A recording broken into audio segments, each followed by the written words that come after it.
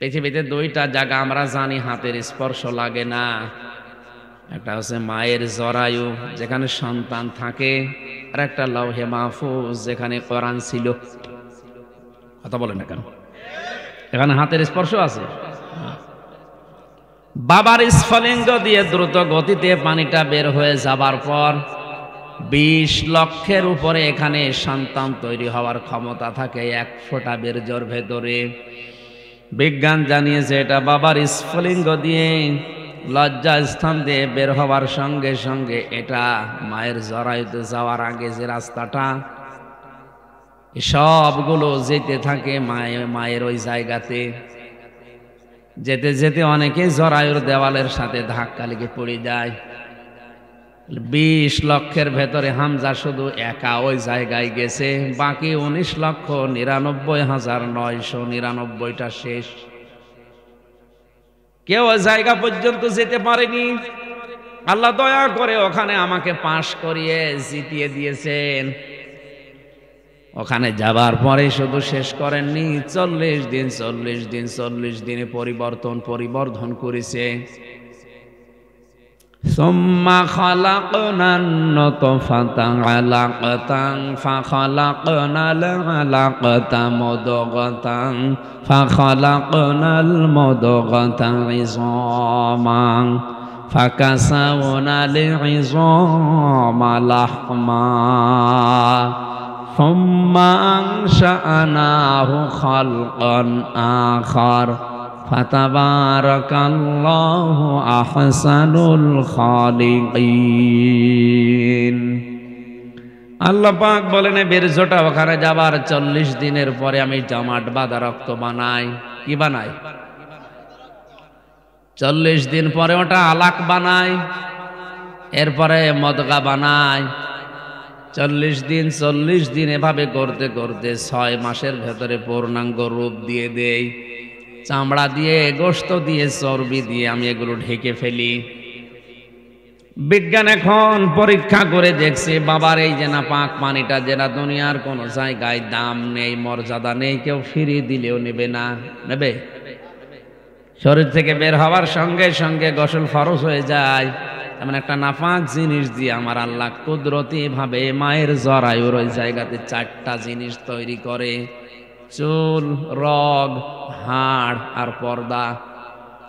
মায়ের রেহেমের ওই জায়গায় যে নাপাক পানিটার থলি ছিল, ওই পানিটা দিয়ে আরো 4টা জিনিস বানায়: রক্ত, গোশত, চর্বি আর চামড়া।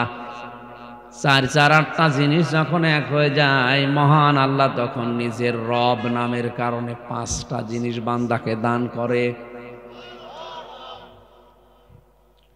وَجَعَلَ لَكُمُ السَّمْعَ وَالْأَبْصَارَ وَالْأَفْئِدَةَ إلى آخر آية।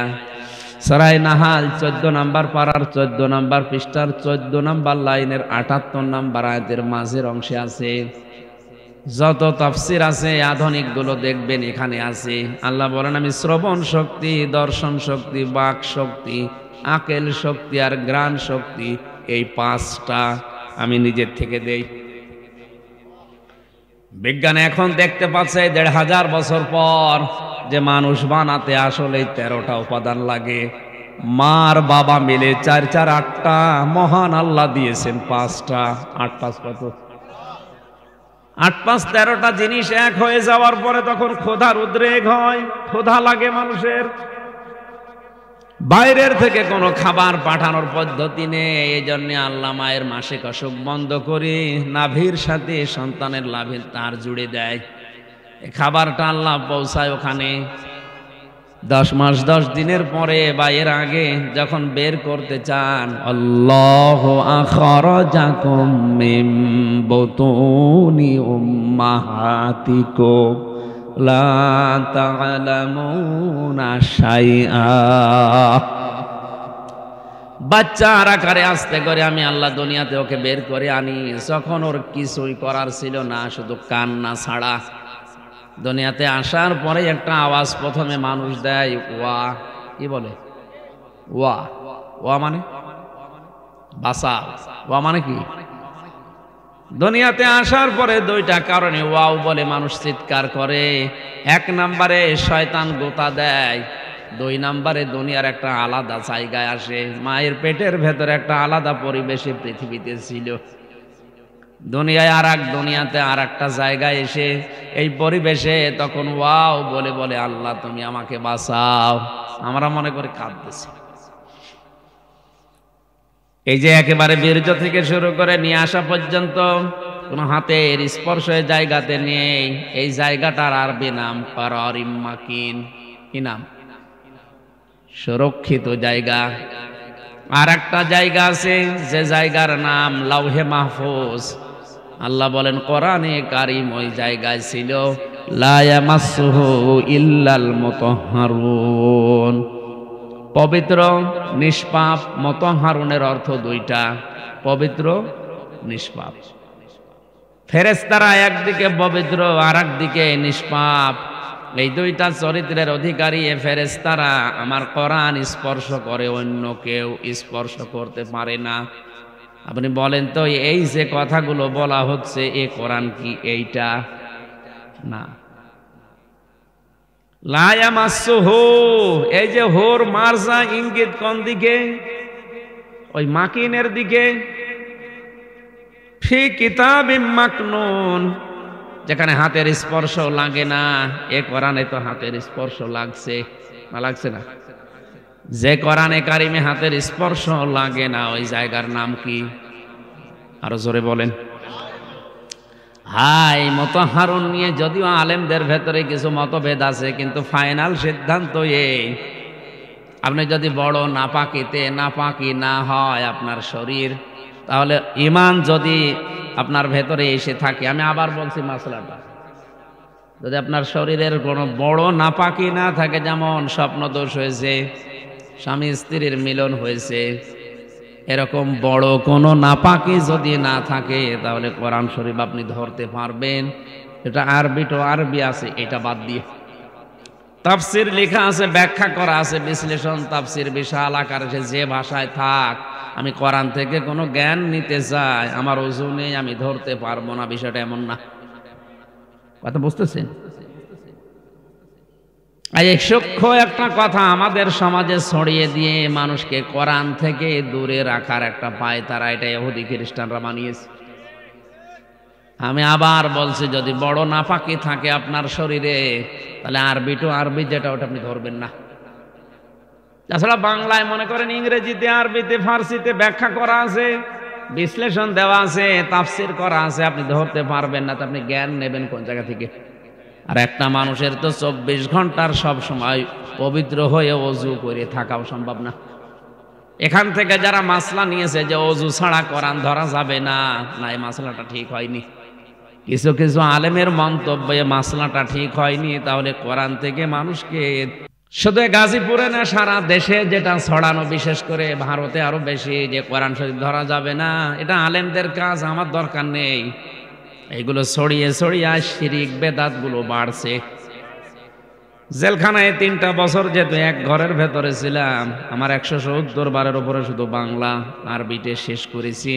আমার মনে হয় যারা 4 থেকে 5 বার জীবনে কোরআন শরীফ মাতৃভাষায় শেষ করতে পারবে, ওরও অনেক কিছু আয়ত্ত হয়ে যাবে। ওকে দিয়ে আপনি পিটিয়েও শিরিক আর বেদাত করাতে পারবেন না। এটা আজ বুঝি না, এখান থেকে দূরে আছি, এজন্য যে যা বলে মনে করে ওইটা ইসলাম। কথা বুঝতেছেন? এজন্য শিরিক বেদাত থেকে মুক্ত হতে হলে জাতিকে এইটা তুলে দেওয়া লাগবে। মক্কা মদিনাতে আমি যতদিন ছিলাম প্রকাশ্য শিরিক বেদাত পাইনি। কারণ কি? ওরা জন্মের পরে কোরআন হাতে তুলে দেয়। কথা বলছে না কেন? মদিনার ওই মসজিদে নামাজে গেলে দেখা যায় বাচ্চারা তার মায়ের সাথে, বোনের সাথে, ভাবির সাথে নামাজ পড়তে আসে। ওরা খেলা করছে মসজিদের বারান্দায়, একজন আরেকজনকে দাঁড়িয়ে ধরতে যায়, বলে সুবহানাল্লাহ, আলহামদুলিল্লাহ, আল্লাহু আকবার। প্রথম প্রথম যখন গিয়েছিলাম মনে মনে করলাম, দেখি আমাদের দেশের বাচ্চারাও তো খেলা খেলে, একে ওকে ধরতে যায়, তখন গালি দেয় না ধরতে পারলে। দেখি এরা কি গালি দেয়, কান পেতে শুনি যে গালি দিচ্ছে, সুবহানাল্লাহ বলে। একজন আর একজনকে যখন ধরে ধরে ফেলে শুয়ে দেয়, বলে আলহামদুলিল্লাহ। যে সন্তানে 5 বছর 6 বছর বয়সে একজন আর একজনকে খেলার চলে সুবহানাল্লাহ আলহামদুলিল্লাহ বলে, ওরকম মা বাবা তুলে গালি না দিয়ে ও বড় হলে যদি ওভাবে টিকে থাকতে পারে, ওরে পিটিয়েও শিরিক করাতে পারবেন না। কোরআন আপনাকে করতে দেবে না। এজন্য ওযু ছাড়া কোরআন শরীফ ধরা যাবে না। ওটা বড় নাপাকি হলে আরবি ধরবেন না। তাছাড়া এমনিতেই স্বাভাবিক আপনার শরীরে নাপাকি নেই, আপনার ওযু নেই, আপনি কোরআন শরীফ ধরে পড়বেন না। তাফসীর ব্যাখ্যা বিশ্লেষণ কি দিয়ে আপনার জীবন চালাবেন? এটা আসলে ওই উদ্দেশ্যে নয়। হযরত ওমর রাদিয়াল্লাহু তাআলা আনহু যখন কাফের ছিলেন, তখন কিন্তু তার বোন যে কোরআন শরীফ পড়ছিল তাকে পিটিয়েছিলেন দোলাভাই সহ। তার কপালে যখন রক্ত ঝরছিল, বোনের রক্ত দেখে তার মনটা একটু নরম হয়ে গেছে। ডাক দিয়ে বলে, এতক্ষণ পিটালাম, কি পড়ছিলে দেখি ওইটা। তার বোন ফাতেমা বলেছিল, না তোমাকে দেওয়া যাবে না, দিতে পারি, গোসল করে আসো তারপরে দেব। গোসল করে ওযু করে আসো তারপরে দেব। এই কথাটা মিথ্যা কথা, কারণ ওই সময় ওযুর ফরজ যে আয়াত নাজিল হওয়ার কথা ওইটা এখনো নাজিল হয়নি। কথা বুঝতেছেন? ওযুর যে ফরজ আছে 4টা সূরা মায়েদার, এই আয়াতটা ওই পর্যন্ত আয়াত নাজিলই হয়নি। তো উনি ওযু করতে বললেন, কি করে?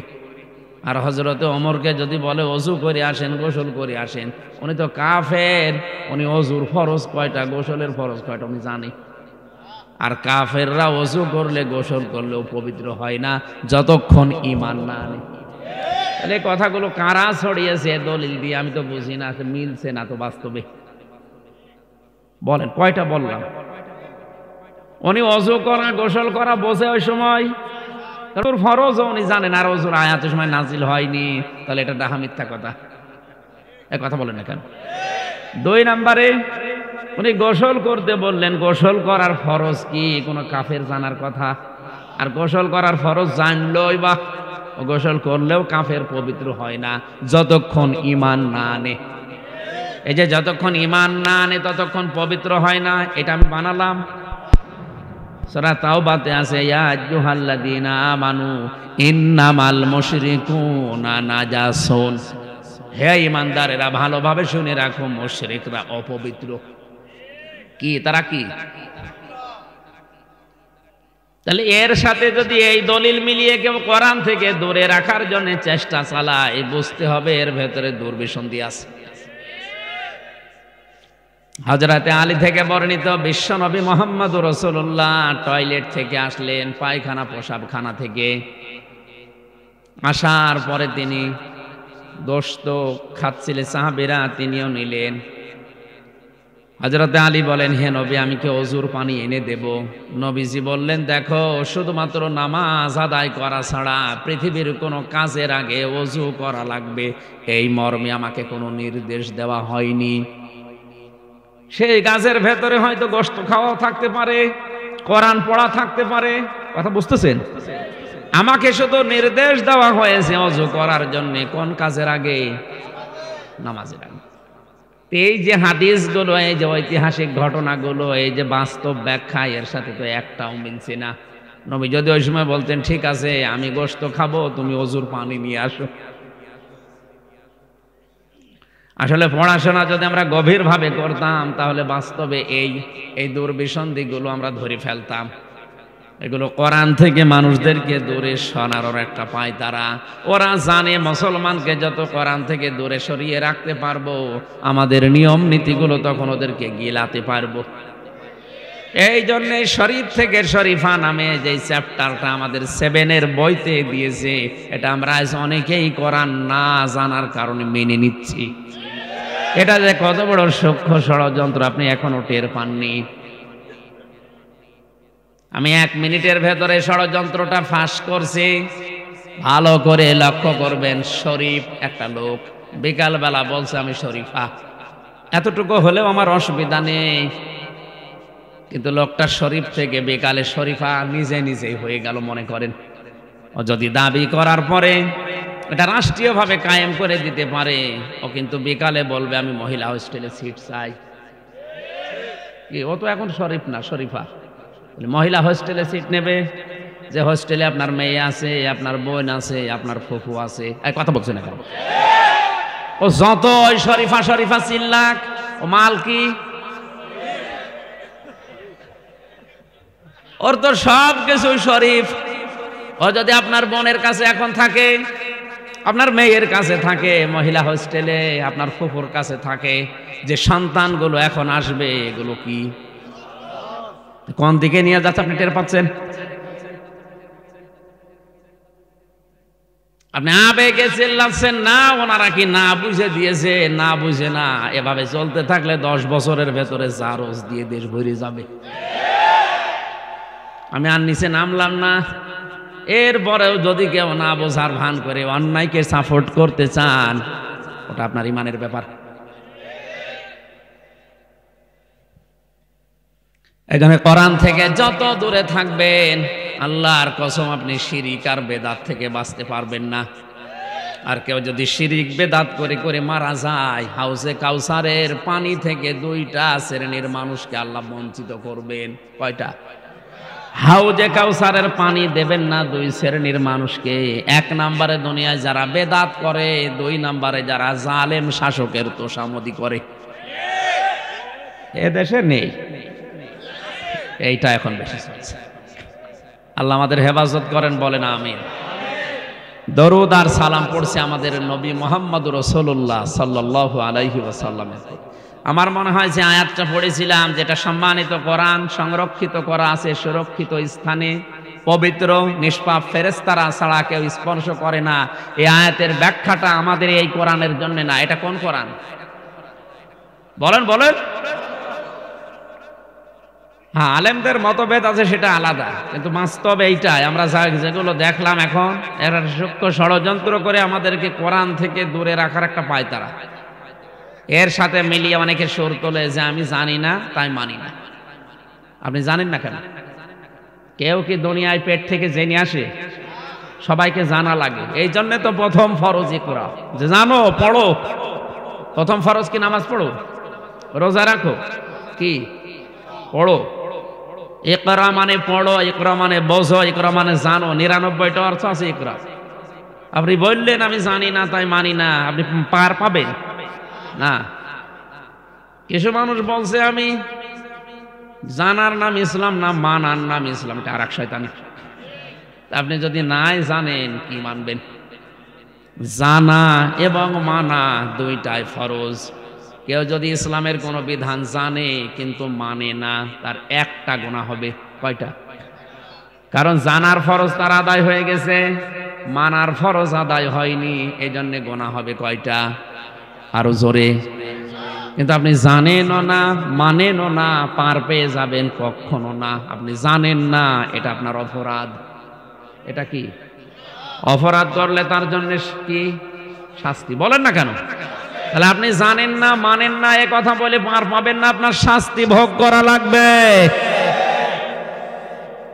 সূরা মুদ্দাসসির পড়েছি, এই কারণে 1 থেকে 10 আয়াত। এত আয়াত আমি তাফসীর মাহফিলে পড়ি না, সর্বোচ্চ 1টা হাফ আয়াত পড়ি। আজকে পড়েছি 10টা।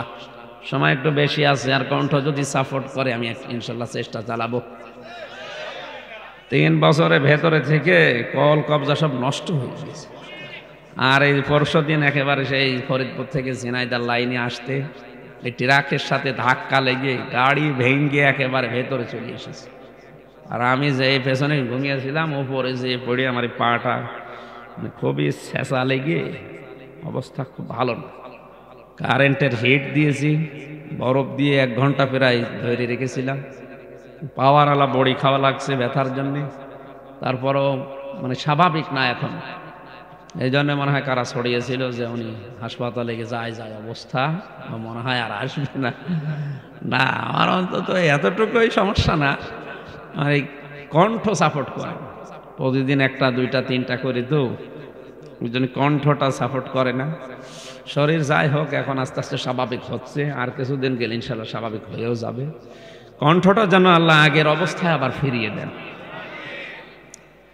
দরুদ আর সালামের পাঠের মাধ্যমে সূরা মুদ্দাসসিরের আয়াত থেকে আমরা আরম্ভ করছি। মুদ্দাসসির শব্দের শাব্দিক অর্থ হচ্ছে বস্ত্র গায়ে দেওয়া মানুষ, বা চাদর গায়ে দিয়ে আছি আমি এই যে এইরকম। এর ভেতরে 56টা আয়াত আছে, 2টা রুকু আছে, মক্কায় নাজিল হয়েছে।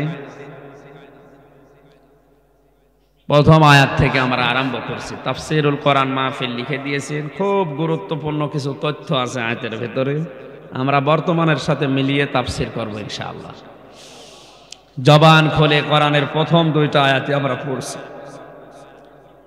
আউযু বিল্লাহি মিনাশ শাইতানির রাজীম, বিসমিল্লাহির রহমানির রহিম। ইয়া আইয়ুহাল মুদ্দাসসির কুম ফাআনযির। আয়াত নাযিল হওয়ার প্রেক্ষাপট আগে জানা দরকার। কোন আয়াত থেকে তাফসীর শুনতে হলে আমি এর আগেও বলেছি, প্রথমে শুদ্ধ তেলাওয়াত করা লাগে, এরপরে মাতৃভাষায় ওর অর্থ করা লাগে, এরপরে ঐতিহাসিক প্রেক্ষাপট জানা লাগে, এরপরে বাস্তব শিক্ষা বলা লাগে, এরপরে ওই শিক্ষাটা বাড়ি নিয়ে যাওয়া লাগে। কয়টা? 5টা। আমরা শুদ্ধ তেলাওয়াত অন্তত যে যতটুকু পারি করলাম। প্রতিটি অক্ষরে অলরেডি আমাদের আমল নামায় আল্লাহ 10টা লেখি ফেরেশতাদের দিয়ে লিখে দিয়েছে। মাতৃভাষায় আমাদের যেহেতু বাংলা, অর্থ বলছে ইয়া আইয়ুহাল মুদ্দাসসির, হরফে নেদা দিয়ে আল্লাহ আরম্ভ করলেন, হে চাদরওয়ালা, কম্বলওয়ালা, বস্ত্র আবৃত ব্যক্তি, কুম, আপনি দাঁড়ান, ফাআনযির, মানুষদেরকে সতর্ক বাণী শোনান। এ পর্যন্ত থাক, পরে দেখছি। বিশ্বনবী নবুয়ত পাওয়ার প্রথম আয়াত তার উপরে নাযিল হয়েছিল ইকরা। কি? তাফসীর পড়তে গিয়ে আমি বাস্তবের সাথে মিলিয়ে যেটা পাচ্ছি, 3বার তাকে বুকে চাপ দিলেন যে পড়েন ইকরা। নবীজি বারবার বললেন মা আনা বিকারি, আমি পড়তে পারি না। ফেরেশতা জিবরাইল 4বার যখন বললেন ইকরা বিসমি রাব্বিকাল্লাযী খালাক, নবীজি এবার জিবরাইলের সাথে 5টা আয়াত পড়েছিলেন। না পড়েন না? 5টা আয়াত পড়ার পরে জিবরাইলকে জিজ্ঞাসা করলেন, তুমি এতক্ষণ কেন বললে না বিসমি রাব্বিকাল্লাযী খালাক, যে রবের নামে পড়া লাগবে?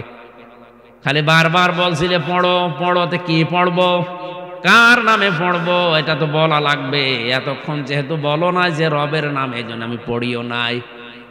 নবীজি উম্মতদেরকে শিক্ষা দিতে চেয়েছেন, আমার উম্মতেরা, যার তার নামে পড়া যাবে না যতক্ষণ রবের নাম না আসবে।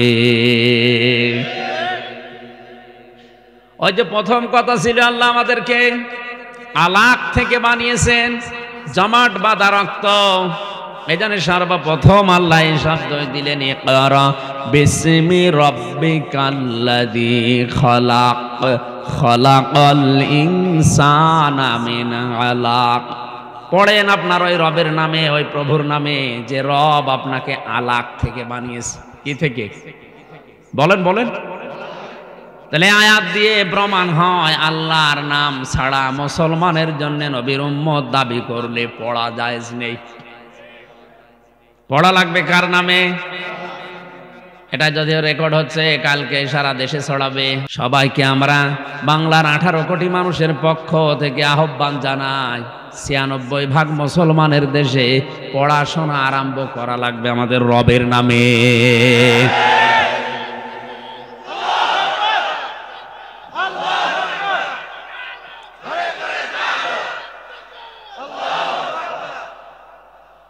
অবস্থায় প্রথমে চালু করেন 1 থেকে মাস্টার্স পর্যন্ত 100 মার্কের আল্লাহর নামের কোরআন থাকবে, হাদিস থাকবে। আমার এই চোখে দেখা ওস্তাদ ওযু করছে, ছাত্র পানি ঢেলে দিচ্ছে পায়ে। আমি এইটাও দেখেছি বিশ্ববিদ্যালয়ে ওস্তাদ ক্লাস নিচ্ছে, ছাত্র জুতা দিয়ে পিটাচ্ছে, বলছে শালা তোরে মেরেই ফেলবো। শিক্ষক বলছে, বাবা তুই আমারে ছাড়, আমি আর ক্লাসে আসবো না। বলছে, না শালা তোরে মেরেই ফেলবো। বলেন, এইটাও ছাত্র ওইটাও ছাত্র। এটা কোরআনে কারিম জানার পরে এটা মানুষের মতো মানুষ হচ্ছে, ওটা কোরআন না থাকার কারণে মাস্টার্স পাস করে জানোয়ার হয়ে গেছে। এই জন্য শুধু আমাদের নিজেদের না, প্রত্যেকের এটা দরকার। দল মত জাতি বর্ণ ধর্ম নির্বিশেষে মানুষকে মানুষ বানাতে হলে রবের নাম ছাড়া পড়ে মানুষ হতে পারবেন না। এই জন্য নবীজি তিনবার চুপ ছিলেন, পড়েননি, বলেন আমি জানি না। আমি কি মা নাবি করি, আমি জানি না পড়তে। যেই বলেছে বিসমি রব্বিকাল্লাযী খালাক, ওই রবের নামে পড়েন, নবীজি স্টার্ট দিয়েছিলেন। তার মানে এবার পড়তে পারবো, কারণ উনি আমাকে বানিয়েছেন। আমাদের শিক্ষা ব্যবস্থায় আমরা চাই ইন্নাদ দীনা ইনদাল্লাহিল ইসলাম, ইকরা বিসমি রব্বিকাল্লাযী খালাক, বিসমিল্লাহির রহমানির রহিম। এই আয়াতগুলো দিয়ে আমাদের শিক্ষা ব্যবস্থা শুরু হোক। এটা কারা কারা চান দেখে, লিল্লাহি তাকবীর।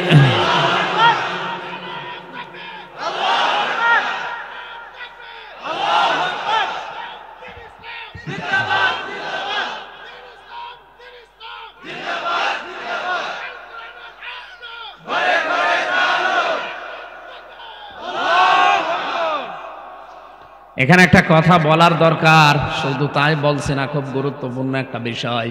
পৃথিবীতে আমরা সবাই জানি যে নামাজ পড়লেই হয় না, নামাজ ভেঙ্গে যাওয়ার 19টা কারণ আছে। কয়টা? এই 19টা কারণের একটাও যদি কেউ পালন করে, ওর নামাজ আর হবে না, শেষ। কথা বলেন। এখন যদি বলেন না আমি 18টা করেছি, একটা শুধু বাদ গেছে, আমার নামাজ বাদ হবে মানে? বলতে পারবেন? অজু করলে অজু থাকবে না, 7টা কারণে ভেঙে যাবে। 6টা আপনার ঠিক আছে, একটা যদি করে ফেলেন আপনার ওই অজুতে আর নামাজ হবে। পৃথিবীতে যে কোনো কাজের সিস্টেম তাকান, সে রোজা বলেন, হজ বলেন, যাকাত বলেন, পৃথিবীর যত ফরজ ইবাদত আছে, করলেই ঠিক থাকে না, ওটা ভেঙে যাওয়ার কিছু কিছু কারণ আছে। অজু ভাঙার কারণ 7টা, নামাজ ভাঙার কারণ 19টা, হজ ভাঙার কারণ 5টা। এরকম প্রত্যেকটা ইবাদত ভেঙে নষ্ট হয়ে যাওয়ার কয়টা করে কারণ আছে না নেই? আমাদের যে ঈমান আছে, যেটা নিয়ে জান্নাতে যেতে পারবো, ওই ঈমানও ভেঙে যায়, নষ্ট হয়ে যায় 10 কারণে। কয় কারণ? আপনাকে সতর্ক করার জন্য বলছি, সূরা মুহাম্মদের প্রথম আয়াত এটা, আল্লাযীনা কাফারু ওয়া সাদ্দু আন সাবিলিল্লাহি আযাল্লা আমালাহুম। ভালো করে খেয়াল করেন, আপনাকে আমি বাঁচার জন্য বলছি। আপনি মনে করছেন আমার ঈমান তো আছে, আমি জান্নাত পাবো না। নামাজ পড়তে গেলে যেমন 19টার একটা কারণ হলে নামাজ শেষ। অজু করে যদি ওই 7 কারণের 7টার একটাও পাওয়া যায়, অজু শেষ। আপনার ঈমান আছে, এখন 10টা কারণ বলবো, যদি দেখেন একটাও আছে, আপনার ঈমানও শেষ। এটাকে গুরুত্বপূর্ণ কম নাকি? অনেক গুরুত্বপূর্ণ। আপনি দেখেন তো এই 10টার একটাও আপনার ভেতরে আমার ভেতরে আছে কিনা। 1 নম্বরে ঈমান ভঙ্গের কারণ 10টা। প্রথম নাম্বার সূরা জুমারের 65 নাম্বার আয়াতে এটা আছে, এই তথ্যগুলো। যেহেতু আমার আলোচনায় বিষয় না, আমি শুধু থিওরিগুলো বলে দিচ্ছি। মোবাইলে তুলে নেবেন, কাগজ কলমে লিখে নেন, বাড়িতে যে মিলিয়ে দেখবেন প্র্যাকটিক্যাল লাইফে। 1 নম্বরে যারা শিরিক করবে তাদের ঈমান শেষ। 2 নম্বরে যারা কুফরি করবে তাদের ঈমান শেষ, নষ্ট হয়ে গেছে, ভেঙে গেছে। 3 নম্বরে নেফাক, মনের ভেতরে যাদের মুনাফিকি আছে, উপরে ফিটফাট, ভেতরে সদরঘাট। এখানে একটা উদাহরণ আমি তাফসীর থেকে লিখেছি, যারা সব ধর্মকে সমান মনে করে, এদের ঈমান নষ্ট হয়ে গেছে। আজ হিন্দুদের কিছু ভোট পাওয়ার জন্য যারা বলে আমরা সার্বজনীন সনাতন ধর্মে সবাই এসে হাজির হইলাম, তাহলে ওই ধর্মকে আপনি ইসলাম ধর্মের মতো মনে করলেন কোন কারণে? ভোট পাওয়ার জন্য? আসলে তো মনে করার কথা না। কারণ আল্লাহর কাছে একমাত্র, কেবলমাত্র, শুধুমাত্র জীবন ব্যবস্থা ধর্মের নাম ইসলাম। ইসলাম বাদ দিয়ে 4500 ধর্ম দুনিয়ায় আছে, সব আল্লাহর কাছে বাতিল, কোনো দাম নেই। আমি কি বানালাম এগুলো? এটা সূরা আলে ইমরানের 81 নম্বর আয়াতে এই তথ্যটা আছে। তাহলে সব ধর্মকে যারা সমান মনে করেন তারা কোরআনের এই আয়াতের সাথে সূরা আলে ইমরানের 19 নম্বর আয়াত আর 81 নম্বর আয়াতের সাথে পুরা কন্ট্রাডিকশন তাদের। আপনার ঈমান ভেঙে গেছে। 4 নম্বরে নবী ছাড়া অন্য কারো আদর্শ যার ভালো লাগে, এটা সূরা তাওবার 80 নম্বর আয়াতে, সূরা 80 নম্বর আয়াতে 2 জায়গায় আছে। আব্দুল্লাহ বিন ওবায়ের নাম শুনেছি সারা জীবন, লোকটার পুরা জীবন আমি পড়েছি, কোনো সমস্যা আমার চোখে তেমন আমি পাইনি। খালি একটা সমস্যা তার ছিল, ও নামাজ রোজা দাড়ি টুপি জুব্বা পাগড়ি মেসাক করা সব ছিল, কিন্তু আদর্শ মানতে গিয়ে বিশ্ব নবীকে বাদ দিয়ে আবু জেহেলকে মানত। একটা মাত্র কারণে ওর ঈমান শেষ। ও মুনাফিক শুধু না, মুনাফিকের সর্দার। মারা যাওয়ার পরে নবীজিকে আল্লাহ ডাইরেক্ট জানিয়েছেন, হে নবী, ওর কবরের পাশে দাঁড়া দূরের কথা, ওর জানাজা দূরের কথা, ওর কবরের পাশ দিয়েও আপনি যাবেন না। ওয়ালা তুসাল্লি আলা আহাদিম মিনহুম মাতা আবাদা ওয়ালা তাকুম মাতা আবাদা ওয়ালা তাকুম আলা কবরি। হে নবী, ওর কবরের পাশ দিয়েও যাবেন না, দাঁড়ানো তো দূরের কথা, জানাজা আরো দূরের কথা। আমার মনে হয় আয়াত পড়ার পরে যতটুকু মনে হচ্ছে, বাংলাদেশে যদি এখন কোরআন নাজিল হওয়ার সিস্টেম থাকতো, অনেকের জানাজা নসিব হইতো না, কারণ ধরা পড়ে যেত। এ লোকটার সব পেয়েছি আমি, ওর দাড়ি ছিল নবীজির মতো, ওর জব্বা ছিল নবীর মতো। আমির হামজার পেছনে না, ও নামাজ পড়তো রাসূলুল্লাহর পেছনে, নবীজির সাথে রোজা রেখেছে, ইফতারি করেছে, মসজিদে নববীতে কাবা শরীফে নামাজ পড়েছে, সব ঠিক ছিল। শুধু আদর্শ মানার ক্ষেত্রে নবীকে মানত না। রাজনৈতিক জীবনে ওর আদর্শ ছিল আবু জেহেল। এই আয়াতটা অনুযায়ী আর এর জীবনী অনুযায়ী বাংলাদেশে কত মানুষ মুনাফিক আপনি বলেন। কিছুদিন আগে একটা জরিপ পেয়েছিলাম, এই দেশে বিশ্ব নবীকে একমাত্র আদর্শ মানার মতো মানুষ 100 জনের 14 জন। কয়জন? 100 জনের 14 থেকে সর্বোচ্চ 15 জন যদি বাদ দেন, থাকে কত? 85 জন নবীজিকে শুধু নবী মানে, কিন্তু আদর্শ মানে না। তাহলে ওই লোকটা সব কিছু মেনেছে, আদর্শ নবীকে মানে না। এই জন্য যদি জাহান্নামে শুধু যাবে না, ও জাহান্নামের নিচে থাকবে। ইন্নাল মুনাফিকিনা ফিদ দারকিল আসফালি মিনান নার। এখানে যারা আলেম আছে জিজ্ঞাসা করেন, আসফাল ইসমে তাফসিল, ও শুধু জাহান্নামে যাবে তা না, জাহান্নামের একেবারে নিচে যাবে। ইন্নাল্লাহা জামিউল মুনাফিকিনা ওয়াল কাফিরিনা ফি জাহান্নামা জামিআ। সূরা নিসা 5 নম্বর পারা 19 নম্বর পৃষ্ঠা 15 নম্বর লাইনের 140 নম্বর আয়াত। আল্লাহ তাআলা বলেন, অবশ্যই আমি আল্লাহ জাহান্নামে একত্রিত করব মুনাফিক আর কাফেরদের। আগে কার নাম? আরো জোরে বলেন। যে লোকটা তো ঈমানও গ্রহণ করেছে, কিন্তু ঈমানে ওর ভেজাল একটাই, ও আদর্শ হিসাবে রাজনৈতিক জীবনে নবীকে মানত না। এ গাজীপুরের 100 জনের পচা 80 জন ধরা খাবে। হ্যাঁ, কথা বলেন। তার ভেতরে আমু হয়তো পড়ে যেতে পারে, কারণ আমার আদর্শ হিসাবে বিশ্ব নবীকে ভালো লাগে না। আমার আদর্শ হয়ে দাঁড়িয়েছে আমার বাবা, আমার চাচা, আমার দাদা। তার আদর্শ আবু জেহেল রাজনৈতিক জীবনে। এজন্য যদিও জাহান্নামের নিচে যায়, তা আপনি কোথায় যাবেন? ফতোয়া হামজারে জিজ্ঞাসা করা লাগবে না, আপনি নিজের কাছে জিজ্ঞাসা করেন। আপনার ঈমান নেই, আপনি মুনাফিক, ভেঙ্গে গেছে ঈমান। যারা রাসূলের আদর্শের চাইতে অন্য আদর্শকে ভালো মনে করে, তাদের ঈমান ভেঙ্গে যায়। কি হয়? 5 নম্বরে আল্লাহর বিধানকে যাদের ভালো লাগে না, এটা তো আমার মনে হয় আরো বেশি। আল্লাহর বিধানকে যাদের ভালো লাগে না, কোরআনে কারীম প্রসার করো, বাধা দিও না, তাহলে আমল ব্যর্থ হয়ে যাবে। এ কথা কার? এই মাহফিলটা নিয়েই বসেন তো, এখানে কোরআন প্রসার হবে এই উদ্দেশ্য ছাড়া এদের আর কোনো উদ্দেশ্য আছে বলে আমার মনে হয় না। এরা লাভবান হবে, এক একজন 10 কোটি টাকার মালিক হবে, এরকম কিছু নাকি? এদের একই উদ্দেশ্য যে কোরআনের এলাকায় প্রসার হবে, মানুষ কোরআনের কাছে আসবে। আল্লাহর এই কথাটা সূরা মায়েদা 7 নম্বর পারা 1 নম্বর পৃষ্ঠার 83 নম্বর আয়াতে আছে। ওয়াইদা সামিউ মা উনজিলা ইলার রাসূলি তারা আয়ুনাহুম তাফিদু মিনাদ দামি মিম্মা আরাফু মিনাল হক ইলা আখির আয়াত।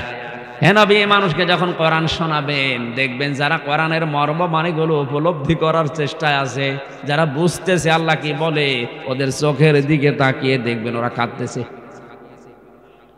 আল্লাহর কথাগুলো বোঝার মতো যোগ্যতা যাদের আছে, ওরা নীরব নিস্তব্ধ হয়ে চিন্তা করবে, আর ভেতর থেকে এমনিতে কান্না আসবে, ওরা টেরও পাবে না। এখানে সবার চোখে পানি আসবে না। যাদের বোঝার মতো উপলব্ধি করার মতো ক্ষমতা আছে, দেখবেন মনের অজান্তেই চোখ দিয়ে পানি পড়ছে। বিশ্ব নবী তো তার জীবনী পড়ে দেখেছি, রাহিকুল মাকতুমে হাত তুলতে দেরি হতো, কোরআনের কথা শুনলে চোখ দিয়ে পানি আসতে দেরি হতো না। আর আমরা তার উম্মত হাত তোলা না, ঠ্যাং তুলে বসে থাকলো, চোখে পানি আসে না, কারণ আমরা তো বুঝি না যে আল্লাহর বক্তব্য কি। আল্লাহর এইটা একটা বিধান যে কোরআন প্রসার করো, এ বিধান কার? এই দিকে তাকে এলাকার যুবকেরাই আয়োজন করেছিল, যারা বুঝে হোক না বুঝে হোক বাধা দিয়েছেন। আল্লাহর কসম, আপনার ঈমান ভেঙে গেছে। আপনার মতো মানুষ মারা গেলে আপনার জানাজা দেওয়া, কবরে দেওয়া বেকার। আপনি এমনিতেও জাহান্নামে যাবেন, অমনিও জাহান্নামে যাবেন। কারণ ফাআহবাতা আমালাহুম, আমলের বহু বচন আমাল। যত আমল আপনি এর আগে করেছিলেন সব আল্লাহ ভেঙ্গে ফেলেছে, নষ্ট করে দিয়েছে, ব্যর্থ করে দিয়েছে। সূরা মুহাম্মদের 1ম আয়াত। এরপরও যদি বলেন ফতোয়া হচ্ছে না, এদিকে আসেন, ঝড়ি কোদাল দিয়ে আপনার ফতোয়া দিচ্ছে। 6 নাম্বারটাই পেয়েছি, দিনের কোনো বিধানকে কেউ যদি কটাক্ষ করে খারাপ ভাবে, এটা দিনের বিধান না? নফল ইবাদতের ভেতরে সর্বোত্তম বললাম। তাহলে এই বিধানটাকে যারা কটাক্ষ করলেন, ষড়যন্ত্র করলেন, আপনার ঈমান কিন্তু নষ্ট হয়ে গেছে। আপনি এখন আবার কালেমা পড়ে মুসলমান হন, নয়তো এরকম মুসলমান দাবি করছে যারা কোরআন বিরোধী, এদের জানাজা পড়াও জায়েজ নেই। আব্দুল্লাহ বিন উবাইয়ের জানাজা যদি জায়েজ না হয়, নবীর চাচা আবু তালেবের জানাজা যদি জায়েজ না হয়, চাচা মুশরিক ছিল। আজ যারা সজ্ঞানে স্বেচ্ছায় কোরআনের অনুষ্ঠানগুলো প্রচারে বাধা দিচ্ছেন, বন্ধ করে দিচ্ছেন, আমার মনে হয় আপনিও আব্দুল্লাহ বিন উবাইয়ের মতো। আপনার জানাজা কবরে দেওয়া জায়েজ হয় কি করে, আমার তো বুঝে আসছে না। আমরা হয়তো লোক দেখানোর জন্য চাপে পড়ে করছি, কিন্তু আল্লাহ কবুল করবে না। কারণ নবীর চাচা আবু তালিব মারা যাবার পরে নবীজি নিজে তার কবরের পাশে দাঁড়িয়ে হাত তুলেছিলেন, আল্লাহ তুমি আমার চাচা আবু তালিবকে মাফ করে দাও, কারণ এই লোকটা সারা জীবন আমার পেছনে শ্রম দিয়েছে। হযরত জিবরাইল এসে বলে, হে নবী হাত নামান। কার জন্য হাত তুলেছেন? এটা আপনার চাচা, আমি জানি। সারা জীবন আপনাকে বাড়িতে রেখে লালন পালন করেছে, পিঠে নিয়ে, মুখে নিয়ে, বুকে নিয়ে মানুষ করেছে, দেখেছি। কিন্তু লোকটা মুশরিক। লোক কি? সূরা তাওবার 113 নম্বর আয়াতটা নাযিল হয়, মা কানা লিন নাবিয়্যি ওয়াল্লাযীনা আমানু আইয়াস্তাগফিরু লিল মুশরিকিন ওয়ালাউ কানু উলি কুরবা মিন বা'দি মা তাবায়্যানা লাহুম আন্নাহুম আসহাবুল জাহিম। আল্লাহ পাক বলেন, হে নবী, শুধু আপনার জন্য না, দুনিয়ায় কোনো ইমানদারের জন্যও এটা জায়েজ নেই, শোভনীয় নেই, উচিত নেই। এটা কখনো করবেন না যে কোনো মুশরিক মারা গেলে আমার কাছে ক্ষমা চাবেন, যদিও এটা আপনার নিকট আত্মীয়। যে নবী কোনোদিন হাত তুলেছে কবুল হয়নি এমন আমি পাইনি, মনের ভেতরে কামনা আসলেই কবুল হয়ে গেছে। সেই নবী হাত তুলে বসে আছে, আল্লাহ হাত ফেরত দিচ্ছে। চাচা মুশরিক, আর আমাদের চাচা টাটকা মুশরিক, মরে যাচ্ছে।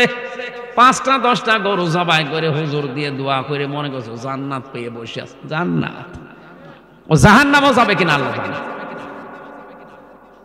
আপনার বিবেকে কি বলে বলেন? নবীজির চাচাকে যদি আল্লাহ আয়াত নাজিল করে সতর্ক করে, আর হামজার চাচার কোনো সিরিয়াল আছে? টাটকা মুশরিক মরে যায়, 20টা গরু জবাই করে দিল, লোকজন খাওয়া দাওয়া করে পায়খানা করে শেষ করে দিল, মনে করছে চাচা জান্নাত পেয়ে বসে আছে। এটা খালি খাওয়া দাওয়াই হয়, তাছাড়া কিচ্ছু হয় না। আর একটা বিষয় হচ্ছে, মানুষ মারা গেলে তার জন্য যা করা হয় সেটা আরবি নাম হচ্ছে সাদাকা। তার নাম কি? মৃত মানুষের জন্য যা করা হয় তার নাম কি? আরো জোরে, জোর হলো না, আর একবার বলেন। সাদকার মাল খাওয়া জায়েজ আছে, শুধু এতিম, মিসকিন, গরিব, অসহায় এদের জন্য। এই মাসলাকে আমি বানালাম, বলেন না কেন? তাহলে সাদকার মাল খাবে তারা যারা এতিম, মিসকিন, অসহায়, গরিব। অথচ 10,000 মানুষের আয়োজন করলেন, চাচা মরে গেছে এই কারণে যে যারা আসতেছে 5,000 গাড়ি নিয়ে আসতেছে, উনি মরণের খাবার খেতে। ও কি এতিম? ও কি অসহায়? ওরে খাওয়ালে আপনারে খানা কবুল হবে? যাদের খাওয়া দরকার ওরা কিন্তু ভাগে খুব কম পায়, ওই শেষে একটা পায় কি না পায়, থালা নিয়ে আসে, থালা বাড়ি দিতে দিতে বাড়ি চলে যায়। আর যাদের খাবারের জীবনে কোনো অভাব নেই, মরণের খাওয়া খায়। আবার যদি জিজ্ঞাসা করেন চাচা কেমন খেয়েছেন, 10টা গোস্ত পেয়েছিলাম, দাঁতের ফাঁকা বন্ধ করতে শেষ হল। দেখেন ওর দাঁতের ফাঁকা বন্ধ করতে কয়টা গোস্ত লাগে, কারণ ওর দাঁতের ফাঁকা ওইরকম। আর যারা 2 পিস দিয়েছিলেন ওর জীবনে দাঁতের ফাঁকা হয়নি। এইগুলো বন্ধ করেন, আপনি বেকার ধোকা খাচ্ছেন। হ্যাঁ, আমাদের কিছু খাবার দাবার হচ্ছে, আপনার কিছু হচ্ছে। আপনি দেখেছেন আজ পর্যন্ত কোন হুজুরের বাড়িতে মিলাদ হয়? কারণ ও জানে যে ও ছাতা দিয়ে কোনো লাভ নেই, ও বেকার ওদের খাওয়াবো কোন কারণে। হ্যাঁ, আপনি মিলাদ না দিয়ে বেকার ওই টাকাগুলো দিয়ে যদি কোরআন শরীফ কিনে 10টা মানুষকে বলেন পড়েন, তারা কোরআন পড়লে ওই সওয়াবগুলো হয়তো পেতে পারে। কথা বুঝতেছেন? কেউ লেখাপড়া করতে পারছে না, তারা 2,000 টাকা দিয়ে বলেন যে এই যে বই কিনে নাও। কেউ মেয়ে দিতে পারে, বিয়ে দিতে পারে না, তারা 5,000 টাকা দিয়ে বলেন যে একটা জিনিস কিনে নাও, এইটাই লাভ হবে। আপনি আন্দাজে 50,000 টাকা খরচ করেছেন, ওটা পানিতে ফেলা ছাড়া কিচ্ছু না। কারণ যাদের খাওয়িয়েছিলেন ওটা কবুল হয়নি, ওটা ওদের হক ছিল না, হক ছিল গরিব, এতিম, অসহায়দের। মাসলাটা বলে দিলাম, এখন আপনি কি করবেন দেখেন। আমরা যারা আলেম হুজুর আছি শুধু মিলাদ পড়িয়ে বেড়াই, আমরা নিজেরা মিলাদ কোনোদিন দেই না। আমার মিলাদ দেওয়ার দরকার নেই, আমার মিলাদের চাইতে বড় মিলাদ বসে আছে আমার বাড়িতে। সব চাইতে বড় পীর আপনার জন্য আপনার মা আর বাবা। এই 2 জন যদি দোয়া করে, নবীজি বলেন আল্লাহর আরশ পর্যন্ত যেতে আর কোনো বাধা নেই, যদি জায়েজ দোয়া হয়। নবীজি বলেন কোন মা আর বাবা যদি মন থেকে কোনো দোয়া করে, ওটা সরাসরি আরশে যে ধাক্কা খায়, যতক্ষণ পর্যন্ত দোয়াটা কবুল না হয় আরশ তখন কাঁপতে থাকে। আল্লাহ পাক বলেন থামো, জবাব আসে আল্লাহ। বাংলাদেশ নামে একটা দেশ আছে, গাজীপুর জেলার জহির নামে একটা লোকের জন্য তার মা দোয়া করেছে, যতক্ষণ পর্যন্ত জায়েজ দোয়াটা কবুল না হবে ততক্ষণ পর্যন্ত আমি কাঁপা বন্ধ হব না। এই জন্য আসল যেটা পড়ে আছে বাড়িতে, এদের খোঁজ খবর নেওয়া দরকার। ইমান ভাঙ্গার 7 নাম্বার কারণ হচ্ছে যারা জাদুকর, যারা জাদু করে বেড়ায়, এ মানুষের ইমান নষ্ট হয়ে যায়। সূরা বাকারার ভেতরে ঘটনাটা আছে। 8 নম্বরে মুসলমানদের বিরুদ্ধে যারা ষড়যন্ত্র করে ওদের ঈমান ভেঙে যায়, নষ্ট হয়ে যায়। 9 নম্বরে কাউকে ইসলামের ঊর্ধ্বে যদি কেউ মনে করে তার ঈমান সঙ্গে সঙ্গে ধ্বংস হয়ে যায়। আর এটা বাংলাদেশে বেশি, অনেককে এখন ইসলামের ঊর্ধ্বে মনে করা হচ্ছে। নাকি বেশি বলে ফেললাম? 10 নম্বরে ইসলামের কোন বিধানকে কেউ যদি ঘৃণা করে, সূরা সেজদার 22 নম্বর আয়াতে তথ্য আছে, সূরা মুহাম্মদের 9 নম্বর আয়াতে তথ্য আছে। যেটা বললাম আপনি একটু মিলান। এই যে 10টা আল্লাহর পথে যারা মানুষকে বাধা দেয়, চলতে দিতে চায় না, এদের ঈমান আল্লাহ নষ্ট করে দেয়।